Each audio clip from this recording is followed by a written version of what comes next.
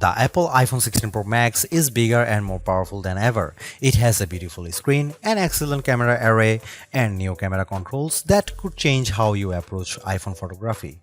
Power and battery life both get a boost to make this the big screen smartphone of your dreams. Apple Intelligence offers some useful and intriguing features, but it's not yet the thing that will or should drive upgrades. Still, if you have been holding on to an iPhone 12 or 13 Pro Max, this is probably the moment for a big screen upgrade. I get frustration from a certain perspective. The iPhone 16 Pro Max looks the same as the iPhone 15 Pro Max, but after spending a week or so with Apple's newest iOS phone, I can assure you that there are significant and noticeable differences, including some that will forever change the way you use an iPhone. First, this phone is bigger. The titanium body is slightly larger and 6 grams heavier than the iPhone 15 Pro Max. The screen is a hair's breadth away from 7 inches, but the Super Retina XDR OLED screen is larger, not just because of the chassis. Apple slimmed down the bezels on the iPhone 16 Pro and Pro Max to give you a giant 6.9-inch canvas of bright, colorful pixels. The other major difference is a new button on the right side below the power or a sleep or Siri button. Apple would prefer that we do not call it a button, though it is in part one. You can press the recessed camera control button down and it moves, but it also has a haptic response that makes light presses feel like the button is moving. It even includes gesture recognition. While the new button's name and its primary utility speak to photographic pursuits, this is a customizable control that will soon offer one-press access to Apple's new Visual Intelligence Object Identification feature. On the inside of the iPhone 16 Pro Max is a faster and more efficient A18 Pro. It's not hugely different from the A17 Pro that came before it, and most customers will never tap into its true power, but it's clear to me that Apple's Pro line of smartphones are more than ready to live up to their names. If there was ever a pocket supercomputer, the iPhone 16 Pro Max might just be it. All this hardware is in some ways no more than a vessel for Apple's next big thing, Apple Intelligence. However, Apple's own take on AI is also the greatest source of frustration, as it's far from complete. In fact, early iPhone 16 customers won't see much of it at all unless they install an iOS beta. Features like writing tools, a prettier and somewhat smarter Siri, summaries of long emails, and Photos updates such as creating your own memories based on a prompt should show up soon after the iPhone 16 Pro Max starts shipping, but other features are essentially to come. There is no image generation, Genmojis, ChatGPT integration, or support for languages other than English, and Siri has yet to display any of its existing personal context capabilities, which might be Apple's secret weapon when it comes to winning the AI battle. Siri with Apple Intelligence will eventually be able to use what it knows about you from all your information on the phone to better help you get answers and get things done. All of this might show up this year or it might be next year, and that fact puts a little damper on my iPhone 16 Pro Max enthusiasm. If you are not buying this new iPhone for Apple Intelligence, then allow me to direct your attention to the formidable camera array. While it's not entirely new, there is a new and faster sensor behind the 48 megapixel main fusion camera, and the ultrawide makes a leap from 12 megapixel to 48 megapixel. The 5x optical zoom is mostly unchanged, as is the 12 megapixel true depth selfie camera. There are, however, myriad new imaging and even audio tricks that I'm certain every iPhone 16 Pro Max owners will love. There's 4K 120fps videography that can, via a new speed tool, be stopped down in increments to give your videos a truly cinematic feel. There are also new audio mix tools that in certain environments can add studio quality to audio that wasn't captured with a microphone. Apple has also added some new image styles and undertone controls that I'm not sure will get as much use as Apple would prefer. If you are asked to me, the choice between the base iPhone 16 and the iPhone 16 Pro Max is simple. You gain a Pro Motion display, a 5x zoom camera, and Apple's most powerful mobile chip. The differences between the iPhone 16 Pro and 16 Pro Max, however, are more subtle this year. There's the screen size, 6.3 versus 6.9 inches, and the battery size, which results in at least an hour of extra battery life, and that's essentially it. The 5x Tetra Prism lens is now on both phones. Perhaps the only other notable difference is that iPhone 16 Pro starts with only 128GB of storage. In short, I love the iPhone 16 Pro Max. It's big, powerful, and for everything. Yes, I was playing a console level game on it using an Xbox controller because I can. It takes lovely photos that, even if you choose not to try out, the new styles and undertones are clear and color accurate. Apple Intelligence, which I accessed by installing iOS 18.1 developer beta, is a nice start with some cool features, but it's not yet a compelling reason to upgrade. I feel similarly about the camera control button. Don't get me wrong, I like the new button and I think it's full of untapped potential, but there's almost a bit of competition now between the one-year-old action button and this new, arguably more sophisticated one. Those who buy any of the new iPhone 16 models will probably get a lot of use out of the camera control button and wonder how they used their iPhone without it. In the meantime, the action button might sit unused until Apple eventually shows it the door. The iPhone 16 Pro Max was announced at the Apple Glow Time event on September 9, 2024 and it's shipping from September 20. This is a larger phone with more screen, more power, AI and a brand new camera control button, but it still costs the same as last year's iPhone 15 Pro Max in the US and UK. It's actually a little cheaper in Australia. I'm not arguing that $1,199 for a 256GB iPhone is cheap, but at least Apple didn't raise any price hike by $100. Apple also made a point at this year's iPhone 16 launch event of talking about some big trade-in deals. Its point, I think, was that you probably won't be paying full price for these phones. The virtually identical iPhone 16 Pro costs $999 but starts with half the storage space. If you like big screens and want a reasonable amount of storage for all that 4K 120fps video, you probably want to choose the iPhone 16 Pro Max. The iPhone 16 Pro Max is available in natural titanium, white titanium, black titanium and desert titanium, which is the color of my test unit. I still prefer the black. It might seem like Apple's phone design strategy is now why mess with a good thing. In some ways, that's true. The iPhone 16 Pro Max doesn't stray far from the aesthetic first established with the iPhone 12, but also carries forward the myriad challenge made over the last few generations, like the smoothed out edges and new action button which replaced the silent switch on the Pro models last year. Its dimensions are close to those to the iPhone 15 Pro Max but enlarged by a few millimeters here and there.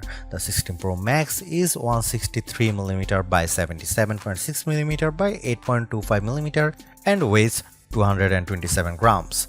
That's 6 grams heavier, 3.1mm taller, and 0.9mm wider than the iPhone 15 Pro Max. If you are comfortable holding and using the iPhone 15 Pro Max, I suspect you will have no trouble with the iPhone 16 Pro Max. I can't say the new phone feels substantially larger in my hand, but I do notice the difference in screen size. The bottom edge features microphone and speaker perforations, along with a USB-C port that, with the right cable, can support Thunderbolt 4 data transfer speeds. There's also a speaker slot along the very top edge of the display. Together with the bottom edge speaker, this phone can produce undistorted room-filling sound. Highs are sharp, mids are strong, and bass is good for the device size. Button placement is mostly identical to last year, with the volume buttons and action button on one side and the larger power or sleep or CD button on the other side. They are joined, however, by a new button, camera control, roughly the same size as the power button. The camera control button is a multi-purpose control that can recognize physical presses and lighter presses to enable haptic response and gestures. It offers instant access to the camera and with those other presses and gestures to various virtual millimeter lenses and camera settings. The materials and build quality are once again excellent. Apple used grade 5 titanium on the body over a graphite-clad aluminum substructure. Apple has also upgraded its ceramic shield, which may make it less susceptible to cracks and scratches, although I was quite careful with my 1TB Desert titanium test unit, so I can't say for certain if this is the case. Okay, I did get it wet, purposely running the IP68 rated iPhone 16 Pro Max under a garden sprinkler. It was fun to watch the screen activating as it was touched by 1,000 tiny fingers when it was just water droplets, but the phone was otherwise unmoved and unharmed by the deluge. Sometimes I wonder how Apple might say its next screen technology. Will it add duper to it so it becomes super duper Retina XDR display? I mean, it may have boxed itself into a corner, but Apple skirted the issue this year by leaving its iPhone display technology pretty much untouched. This is a giant screen 6.9 inches achieved through a combination of a slightly larger chassis and pleasingly thinner bezel. There are more pixels than last year. The iPhone 16 Pro Max screen is 2868 by 1320, while the iPhone 15 Pro Max is 2796 by 1290. There's more pixels but not a higher density. This is still 460 ppi and so falls behind the Samsung Galaxy S24 Ultra's QHD Plus display, at least on the ppi front. Apple also didn't mess with the dynamic island, which remains a useful and fungible information peel in the upper portion of the screen. It houses Face ID, depth sensors, and a 12-megapixel true depth camera. The camera takes excellent selfies and is my go-to for biometric unlocking.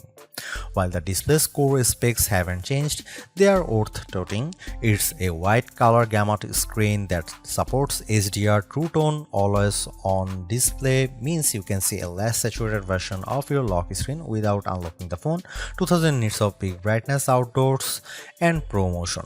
Speaking of which, everything I did on the iPhone 16 Pro Max looked fantastic. I don't even notice the dynamic island when it's inside one of my games, and streaming videos via the likes of Netflix stands to crop out the cutout.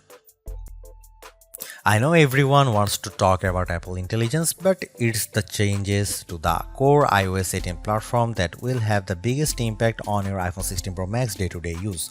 Photos, for instance, has gotten a huge overhaul, and one that I'm not entirely sure makes it better. It's the situation of who moved my cheese, as many of your core features may have shifted or been replaced. The Photos app now defaults to search and collections, which might throw people who are expecting to see their photo library. Still, if they get used to using search for some natural language queries that yield useful image results, they might be pleasantly surprised. The iOS interface is now more customizable, and if you want, you can leave spaces in your app grids. You still can't place an app icon in space that, say, straddles two spaces in the invisible grid, but I think people will appreciate this new level of flexibility. Apple seems a bit obsessed with summarization. Summaries exist in writing tools and in the new Safari, which has a slightly hidden highlights feature. Look for a tiny hamburger menu on the left side of the address bar. You can use that to turn it on, and it will take, for example, a lengthy New Yorker article about Ronald Reagan and condense the thousands of words into a paragraph summary. Impressive. So I worry that such a boil down might leave out important nonsense. There's even a new passwords app that consolidates and surfaces all the password feature Apple has previously hidden in features like keychain. Now you have an easy to access app to manage sometimes confusing password and security word. One of my favorite new iOS 18 features is Math Notes. Inside Notes, you can scribble any question, and when you put an equal sign at the end of it, Math Notes automatically solves it and writes the answer in what will look just like your own penmanship. It's a smart bit of machine learning. None of this is as sexy as Apple Intelligence, but this and the myriad of other changes coming with iOS 18 might be more readily practical than what you can currently do with Apple's AI efforts. Apple's 13-year-old digital assistant has burst out of its floating bubble, and now when you summon it, takes over the whole screen. I switched between calling Siri by name and using a long press on the power button to call it, and each time the entire screen was encased in a beautiful multicolor glow. The display almost appears to flash when you press that button, and when you make your request, the screen pulses in response. Siri really seems more alive than ever.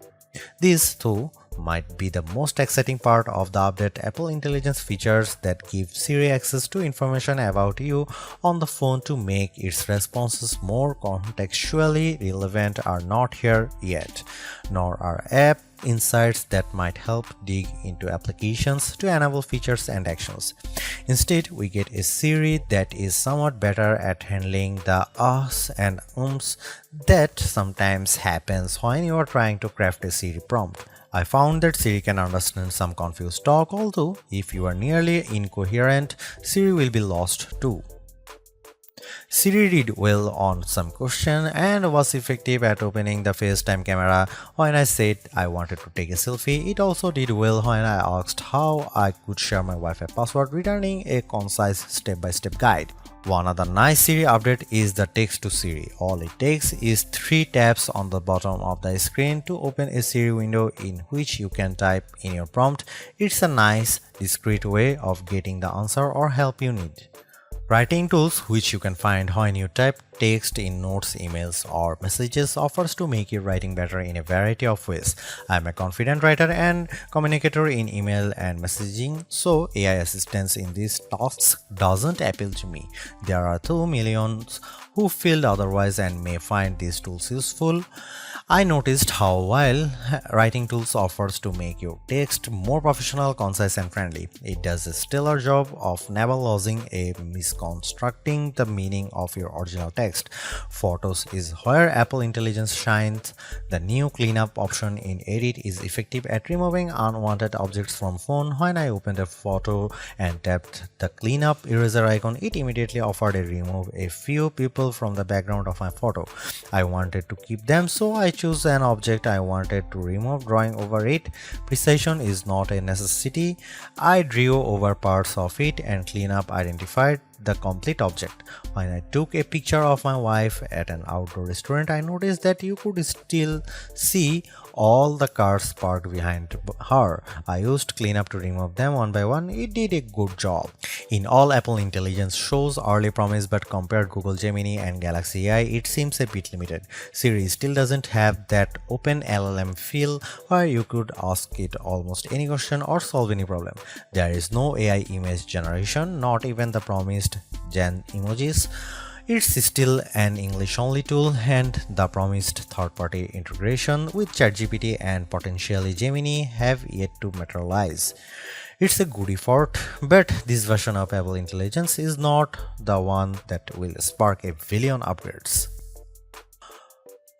While Apple hasn't radically changed the iPhone's camera array, there are enough changes in hardware, software, and image processing, along with the aforementioned camera control button to make the imaging system feel fresh and new. On paper, we have just one notable megapixel upgrade, the 48-megapixel ultra-wide camera, which will not only improve wide-angle shots but has a measurable impact on macro quality. Still, even though Apple didn't squeeze a much higher pixel count into the main camera, it did upgrade the sensor and is promising much faster shutter speeds, and the autofocus is now enhanced with dual autofocus sensors.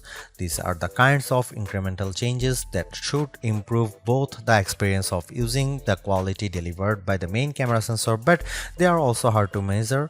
More on that in a bit. The 12-megapixel 5x optical zoom is essentially unchanged from last year's iPhone 15 Pro Max. The biggest news here is found not on this phone but on its little brother, the iPhone 16 Pro, which also gets the Tetra Prism lens. Last year's Pro model was stuck with a just 3x optical zoom camera.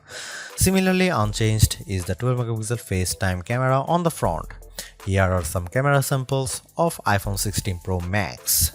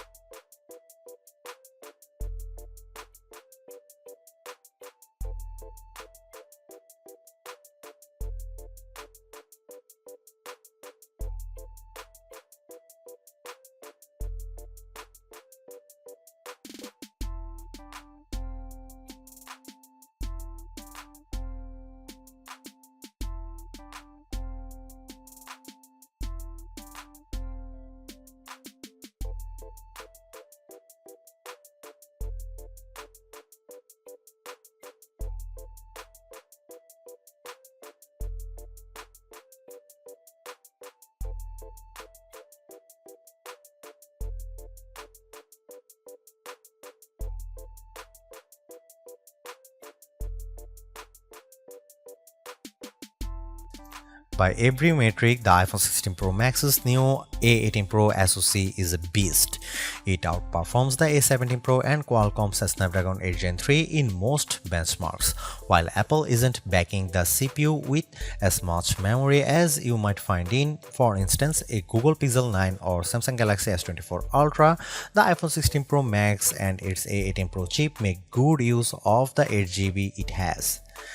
That the iPhone 16 Pro Max is essentially a mini computer in your pocket should surprise no one. Apple Silicon has provided ample power for everything from everyday productivity tasks to 4K video editing and AAA console gaming.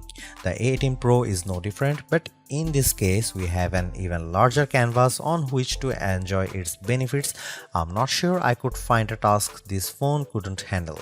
If I have one criticism, it's that the phone does seem to get a bit warm during, for instance, gameplay and video editing in CapCut.